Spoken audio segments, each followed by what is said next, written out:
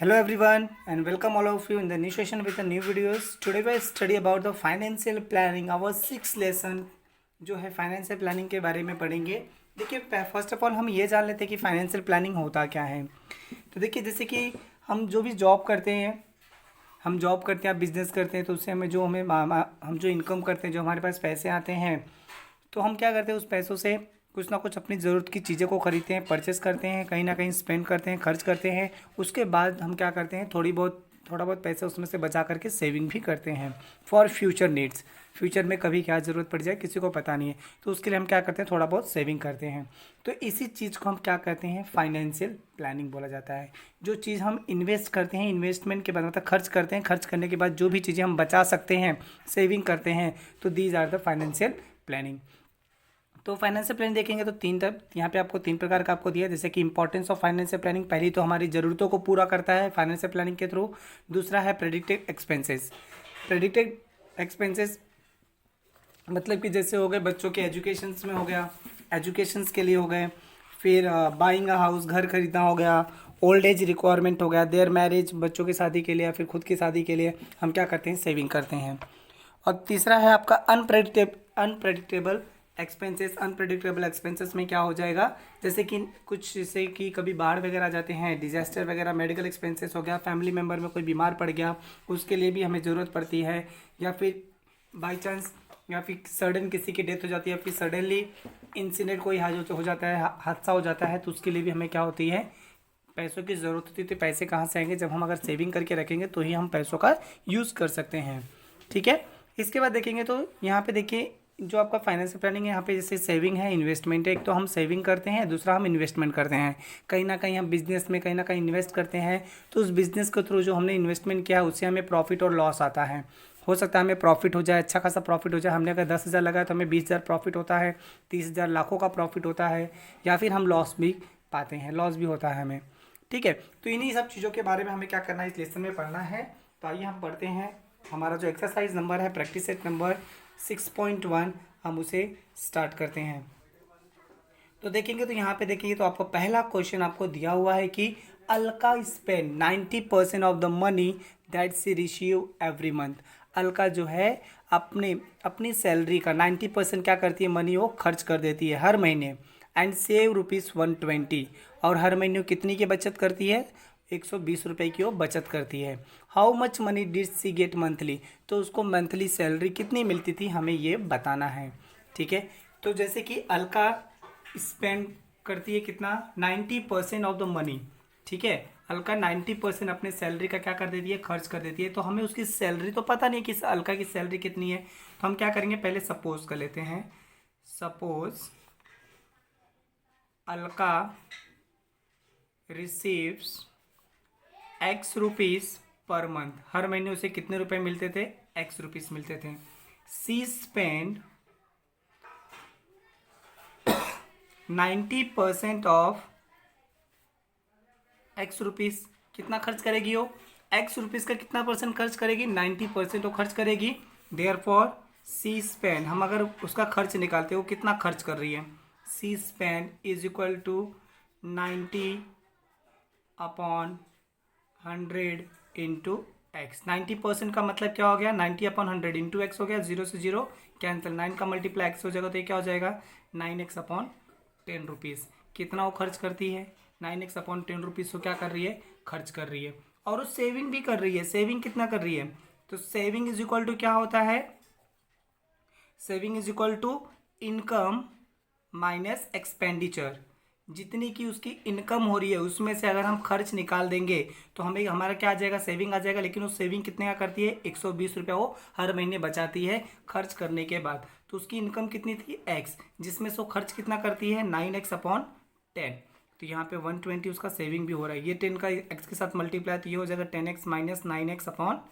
10 यहाँ पे डिवाइड, इसे डाके मल्टीप्लाई, मतलब 120 into 10 is equal to 10x में से 9x माइनस, तो क्या बचेगा x। तो उसका हर महीने की जो सैलरी थी कितनी है, 1200 रुपीज़। कितनी है, 1200 रुपीज़। मतलब अलका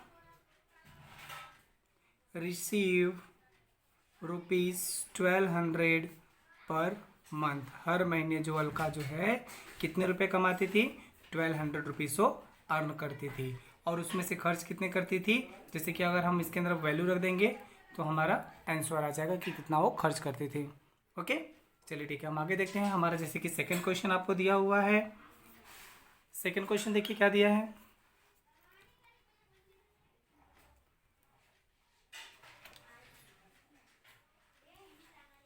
तो देखेंगे सेकंड क्वेश्चन आपको दिया है, Sumit borrowed capital of ₹50,000। Sumit जो है कुछ पैसे उधार लेता है, किसी से कुछ पैसे क्या लेता है, वो उधार लेता है।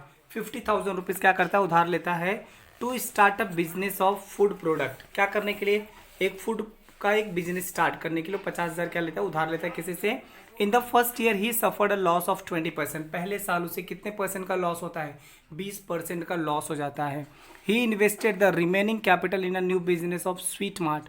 और वो लॉस होने के बाद फिर क्या करता है, जो पैसा बचता है उसके पास, वो क्या करता है, एक नया बिजनेस फिर से स्टार्ट करता है स्वीट मार्ट का। And made a profit of 5%। और कितने परसेंट का प्रॉफिट बनाता है, 5% का प्रॉफिट बनाता है। How much was his profit और loss on his original capital. तो जब उसने जितना पैसा लिया था, 50,000 लिया था, उसमें से उसे कितने का लॉस हुआ और कितने का प्रॉफिट हुआ, ये हमें बताना है। तो बहुत ही सिंपल है। पहले तो हम लिख लेते हैं, Sumit borrowed capital of rupees कितना, 50,000। ओके, 50,000 वो क्या करता है, लेता है। Now he suffered 20% loss on investment of ₹50,000। Okay, तो हम लोग पहले क्या निकाल लेते हैं, लॉस अमाउंट निकालते हैं। तो लॉस इज इक्वल टू क्या हो जाएगा, 20% ऑफ 50,000 रुपीज़। ठीक है, फिर लॉस निकालने का 20/100 is equal to 50,000। 0 0 cancel, multiply करेंगे तो 2 5 जा 10 और 1 2 3 0, मतलब उसे कितने का लॉस हुआ, 10,000 रुपीज़ का क्या हुआ, उसे लॉस हुआ। ठीक है, द कैपिटल ऑफ, अब उसके पास बचा कितना amount, the capital of Sumit at the end of the year is equal to हो जाएगा original capital minus loss. Original capital कितना था, 50,000 माइनस क्या हो जाएगा, 10,000 इज इक्वल टू कितना आ जाएगा, 40,000 रुपीज़ उसके पास बचे हैं। खाली कितने बचे हैं, 40,000 रुपीज़। अब वो क्या करता है, 40,000 रुपीज़ में से क्या करता है, वो नया बिजनेस वापस स्टार्ट करता है। Sumit invested 40,000 rupees in new business. He made 5% profit. कितना परसेंट प्रॉफिट होता है उसे, 5% उसे क्या हो रहा है, प्रॉफिट हो रहा है। Now profit is equal to 5% of 40,000। कितने का, 40,000 का 5% अगर हम निकालते हैं तो ये 5/100 इंटू क्या हो जाएगा, 40,000। 0 0 कैंसल, 5 4 जा 20, तो कितने रुपीज़ का उसे प्रॉफिट हुआ, 2,000 रुपये का प्रॉफिट हुआ। नाउ कैपिटल इन हैंड, उसके हाथ में अब कितने पैसे हो गए, पहला तो 40,000 था उसके पास, प्लस 2,000 और हो गया, तो ये कितना हो गया, सॉरी 2,000 हो गया, तो कितना हो गया, 42,000 रुपीज़ उसके पास हो गए। कितने हो गए, 42,000 रुपीज़ अब उसके पास हो गया है। किसके पास हो गया, ये 42,000 रुपीज़ सुमित के पास। ठीक है, चलिए आगे देखते हैं हम। तो यहाँ पे देखो, जो उसके पास नया कैपिटल आ, द न्यू कैपिटल, नया जो इनकम उसे मिला है, the new capital is less than by original capital. The new capital is less than by original capital. जो उसका ओरिजिनल कैपिटल था उससे क्या है, ये लेस है। Therefore Sumit incurred loss, Sumit को क्या होगा, लॉस होगा। कितने का लॉस हुआ, now loss is equal to 50,000 उसके पास टोटल पैसे थे, उसमें से इसको मिले कितने अभी तक, 42,000 इसने कमाया, मतलब उसे लॉस कितने का हुआ, 8,000 रुपीज़ का उसे क्या हुआ, लॉस हुआ। अगर हम परसेंटेज लॉस परसेंट निकालते हैं कि उसे कितना परसेंट लॉस हुआ, तो इसका फॉर्मूला क्या होता है, loss upon original investment, loss upon original investment into 100 तो लॉस कितने का हुआ, उसे 8,000 का लॉस हुआ। ओरिजिनल इन्वेस्टमेंट उसका कितना था, 50,000 था, कितना था 50,000 into what 100, 20 cancel, 20 cancel. Now 80 को हम 5 से डिवाइड कर देंगे, 16 5 या 80 होता है, तो यहाँ पे कितना परसेंट आ जाएगा, 16% उसे क्या हुआ, लॉस हुआ। देयरफॉर सुमित इनकर 16% लॉस, उसे कितना परसेंट लॉस हुआ, 16% उसे क्या हो गया, लॉस हो गया है। ओके, चलिए ठीक है, नेक्स्ट क्वेश्चन की तरफ हम बढ़ते हैं। देखिए हमारा जो थर्ड क्वेश्चन दिया हुआ है, थर्ड क्वेश्चन भी बहुत ईजी है।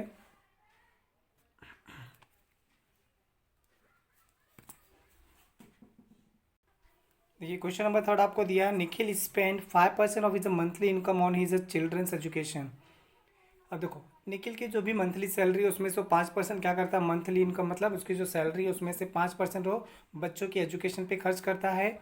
And invested 40% in a share, और शेयर कितना परसेंट करता है, 14%। और डिपोजिटेड 3% इन बैंक, और बैंक में कितना जमा करता है, 3%। और यूज़ कितना करता है, 40% फॉर हिज डेली एक्सपेंस, उसका जो रोज़ का खर्च है, महीना का खर्च है, 40% वो वहाँ पे खर्च करता है। He was left with a balance of ₹19,000, और उसके पास बच भी जाता है, कितना बचता है, 19,000 rupees. What was his income that month, तो उसका मंथली इनकम कितना है ये बताना है। तो हम लोग पहले सपोज कर लेते हैं, let Nikhil's monthly income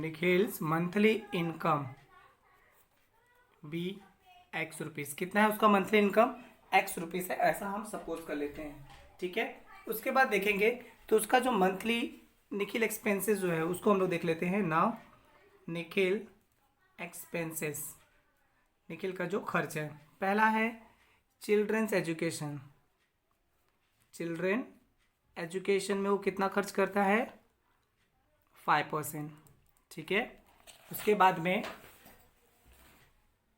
investment इन शेयर, इन्वेस्टमेंट इन शेयर में कितना करता है, 14%।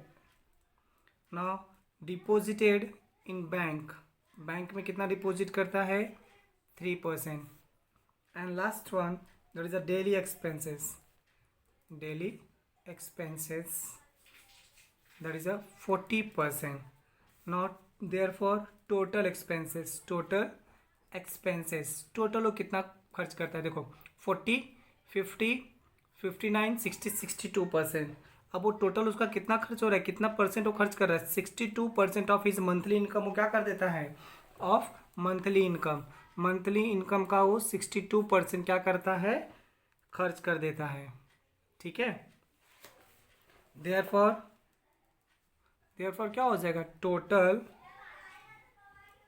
मंथली एक्सपेंसेस क्या हो जाएगा, 62/100 एक्स रुपीज़। ये उसका क्या हो गया, एक्सपेंसेस हो गया। नाउ बैलेंस उसके पास कितना बच रहा है, now balance is equal to क्या होता है, इनकम माइनस एक्सपेंडिचर। जैसा कि हम लोग क्वेश्चन नंबर फर्स्ट में किया था, इनकम माइनस एक्सपेंडिचर। बैलेंस कितना है उसके पास, 19,000 बैलेंस है।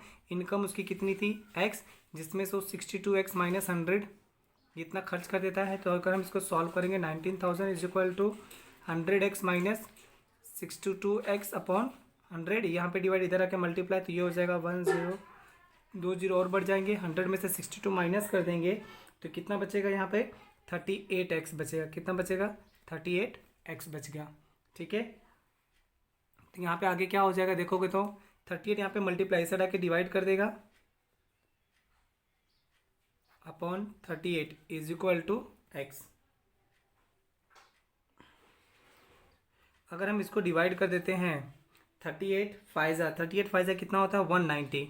38 फाइजा 190, 1 2 3 4 जीरो बचेंगे, मतलब कितना, 50,000 उसकी मंथली सैलरी कितनी है, 50,000। 1 2 3 4 इज इक्वल टू एक्स, क्योंकि 38 फाइजा कितना होता है, 190। Therefore monthly income of Nikhil is equal to 50,000 rupees. कितनी उसकी मंथली इनकम? 50,000 रुपीज़ उसकी क्या हो जाएगी? मंथली इनकम हो जाएगी। ओके, चलिए ठीक है, नेक्स्ट क्वेश्चन की तरफ हम बढ़ते हैं। Question number 4। क्वेश्चन नंबर 4 क्या दिया? Mister Syed kept ₹40,000 in a bank at 8% compound interest for 2 years. Mister Syed जो हैं 40,000 रुपया क्या करते हैं? बैंक में जमा करते हैं। कितने कंपाउंड इंटरेस्ट पे? 8%। ठीक है, कितने साल के लिए? 2 साल के लिए।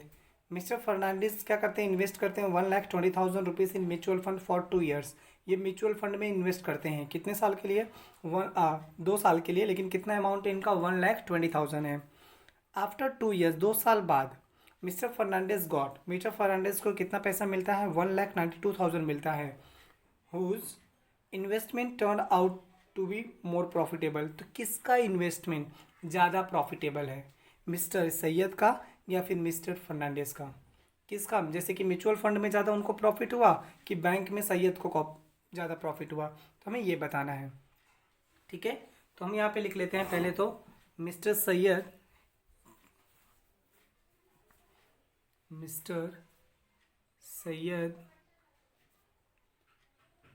Kept ₹40,000 in a bank. कहाँ जमा करते हैं? बैंक में at 8% compound interest for 2 year. कितने साल के लिए? 2 साल के लिए जमा करते हैं। ठीक है, 2 साल के लिए बैंक में जमा कर दिए हैं।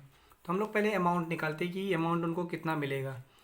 ये हमारा फॉर्मूला होता है amount is equal to principal 1+R/100, यानी रेट रेस टू n होता है। ठीक है, तो प्रिंसिपल कितना था उनके पास? 40,000 रुपीज़ का था। 1+R मतलब रेट कितना है? 8%, मतलब 8/100। कितने साल के लिए? 2 साल के लिए। तो ये हो जाएगा 40,000, 100 का मल्टीप्लाई 1 से, 100 1 से 100 प्लस 8, 108/100 का स्क्वायर हो गया, मतलब 40,000 इंटू 108/100 इंटू 108/100। देखिए 0 0 0 0 1 2 3 4 0 कैंसिल, क्या बचा? 4 इंटू 108 मल्टीप्लाई 108। पूरे का अगर हम मल्टीप्लाई कर देते हैं तो हमारा क्या आ जाता है? अमाउंट आ जाएगा कि उनको कितना पैसा मिला। ठीक है, अगर हम अमाउंट निकाल लेते हैं तो इनको कितने पैसे मिल रहे हैं? 46,656 रुपीज़ उनको क्या मिल रहा है? अमाउंट मिल रहा है। ठीक है, जिसमें से उनको इंटरेस्ट कितना मिला? देयरफॉर हम इंटरेस्ट निकालते हैं। इंटरेस्ट इज इक्वल टू क्या होता है? Amount minus principal. Total amount कितना था? इतना है, मतलब 46,656 माइनस प्रिंसिपल उनका कितना था? 40,000। माइनस कर देंगे तो कितना बच रहा है उनके पास? 6,656 रुपीज़ क्या है उनके पास? उनको इंटरेस्ट मिला, मतलब इतना ही उनको एक्स्ट्रा मिल रहा है। तो इसका हम लोग परसेंट निकाल लेते हैं ना, प्रॉफिट परसेंट निकालते हैं। तो profit percent is equal to क्या होता है? प्रॉफिट अपॉन जो इन्वेस्टमेंट अमाउंट था वो इन्वेस्टमेंट इंटू व्हाट? 100। तो प्रॉफिट कितने का हुआ? 6,656 का, और पैसा उनके पास कितना था? 40,000 था, है ना, इंटू 100। 2 0 कैंसिल, तो यहाँ पे बचा 6,656 डिवाइड बाय 400। अगर हम डिवाइड कर देंगे इसको तो देखो 400 बन जा 400 होगा, माइनस करेंगे तो कितना बचेगा? 400 गया तो 265 बचेगा। 265 400 265 और ये 6 भी नीचे आया तो 406 कैंसिल करेंगे तो ये हमारा कैंसिलेशन में 16.64% आएगा। कितना जाएगा? 16.64%। ये किसका आ गया? प्रॉफिट कितने का हुआ इनको? 16.64% है। किसका आया? ये मिस्टर सैयद का आया। अब हम क्या करते हैं? मिस्टर फर्नांडिस का निकालते हैं। ठीक है, now Fernandes invested ₹1,20,000 in mutual fund for 2 year. कितने साल के लिए? 2 साल के लिए। और उनको मिलता कितना है? ही रिसीव 1,92,000 1,92,000 उन्हें मिलता है। ठीक है, नाउ प्रॉफिट प्रॉफिट कितने का हुआ उनको 1,92,000 माइनस 1,20,000 इज इक्वल टू 72,000 का उनको प्रॉफिट हुआ है। यहाँ पर कितने का हुआ है 72,000 का क्या हुआ उनको प्रॉफिट हुआ है। ठीक है, नाउ प्रॉफिट परसेंट हम इनका निकाल लेते हैं, किसका, मिस्टर फर्नांडिस का। Profit percent is equal to क्या हो जाएगा, profit upon investment. Profit upon investment कितने का हुआ था 1,20,000 का इंटू वॉट 100। ये 2 जीरो यहाँ पे कैंसिल, ये 2 जीरो यहाँ पे कैंसिल, 12 6 72 और ये आ जाएगा आपका 60%। तो ये देखिए इनको प्रॉफिट कितने का हुआ 60% का हुआ है, किसको, फर्नांडिस को। और सैयद को कितने का प्रॉफिट हुआ 16.64% का। तो किसका प्रॉफिट ज़्यादा है, मिस्टर फर्नांडिस का। तो हम लास्ट में आंसर में लिख देंगे therefore mister Fernandes investment is more profitable, ज़्यादा प्रॉफिटेबल था। ओके, चलिए ठीक है, नेक्स्ट क्वेश्चन देखते हैं हमारा क्वेश्चन नंबर 5। क्वेश्चन नंबर 5 जैसे आपको दिया, Samira spend 90% of her income and donated 3% of for social useful causes. Samira जो अपने इनकम का 90%, जैसे कि हमने क्वेश्चन नंबर फर्स्ट किया था वैसे ही करना हमें इसे भी, वो 90% अपने इनकम का क्या करती है, इन्वेस्ट कर देती है, जिसमें से 3% वो सोशल समाज सेवा में खर्च कर देती है। If she was left with 1,750 rupees, अगर उसके पास कितना बच जाता है 1,750 रुपीज़ बचता है eight the end of the month, what was her monthly income. तो उसकी मंथली इनकम कितनी है हमें ये बताना है। तो पहले हमें उसकी मंथली इनकम तो पता नहीं, तो हम क्या करेंगे, सपोज कर लेंगे let Sameera's monthly income be x rupees. कितना है x rupees. She spend 90% of her income, वो अपने इनकम का कितना इन्वेस्ट करती है 90%। एंड डोनेटेड कितना परसेंट डोनेट करती है 3%। Now therefore she spend 90 plus 3 is equal to how much 93% of her income. तो अपने इनकम का कितना परसेंट वो खर्च करती है 93% अपनी इनकम का क्या करती है खर्च। देयरफॉर सी स्पेंड, उसका खर्च कितने का है 93x अपॉन 100 रुपीज़, इतने का उसका खर्च है। नाउ हमारा जो फॉर्मूला है सेविंग या फिर बैलेंस इज इक्वल टू क्या होता है, income minus expenditure, income minus expenditure. तो सेविंग कितने का कर रही है 1,750 रुपीज़ का, उसकी इनकम कितनी है x, जिसमें से खर्च कितना कर रही है 93x अपॉन 100। ये हो जाएगा 1750 is equal to 100x minus 93x upon क्या बचेगा 100। यहाँ पे मल्टी डिवाइड है, इधर आके क्या करेगा मल्टीप्लाई, मल्टीप्लाई होगा तो 2 जीरो बढ़ जाएगा। यहाँ पे 100 में से 93 माइनस तो कितना बचेगा 7x, 7 यहाँ पे मल्टीप्लाई, इस आके क्या करेगा डिवाइड, तो ये upon 7 is equal to x। 7 2 जा 14, 3 बचा 35 होगा, 7 5 जा 35, मतलब इसकी सैलरी कितनी थी 25,000 रुपीज़। कितनी थी 25,000 रुपीज़। देयरफॉर समीरा's मंथली इनकम इज 25,000 रुपीज़। तो ये था आपका प्रैक्टिस सेट नंबर 6.1 जो आपका फाइनेंशियल प्लानिंग के ऊपर डिपेंड करता था। तो आई होप आप लोग को ये एक्सरसाइज भी अच्छी तरीके से समझ में आया होगा। अगर आपको एक्सरसाइज अच्छी तरीके से समझ में आए तो हमारे वीडियोस को लाइक और इस वीडियोस को शेयर ज़रूर करिए अपने दोस्तों के साथ, बाकी फ्रेंड सर्कल में, ताकि ऐसे ही ढेर सारी वीडियोस हम आपके लिए लेकर के आएंगे। और अगर आपने हमारे चैनल को, अगर आपने अभी तक सब्सक्राइब नहीं किया तो हमारे चैनल को सब्सक्राइब कर लीजिए। And thank you all of you.